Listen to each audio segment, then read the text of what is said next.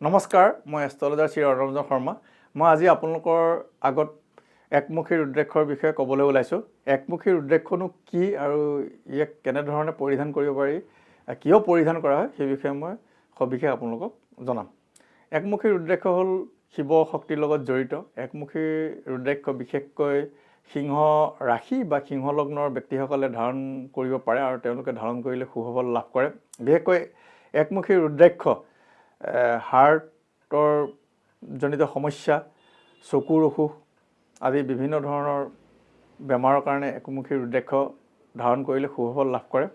আৰু এই একমুখী ৰুদ্ৰাক্ষ ধাৰণ কৰা ব্যক্তিসকল সৰ্বসাধাৰণতে দেখা যায় তেওঁলোকক সুগম্ভীৰ, সুব্যক্তিত্বপৰায়ণ আৰু ব্যক্তিত্ব বিকাশত তেওঁলোকক যথেষ্টখিনি সহায় কৰে। আৰু সেই একমুখী ৰুদ্ৰাক্ষ পালন কৰিব লাগে। বিধি বিধান সহকাৰে এই ৰুদ্ৰাক্ষ ৰবিবাৰৰ দিনটোত পিন্ধিব পাৰিলে ভাল। আৰু বিশেষকৈ তুলসী, দুবৰি বন আৰু গংগাৰ জল আৰু দৈ মিহলাই তামৰ পাত্ৰ এটাত এই ৰুদ্ৰাক্ষটো ডুবাই 1 ঘণ্টামান ডুবাই এইটো পৰিধান কৰিব পাৰিলে খুব ভাল ফল লাভ কৰিব।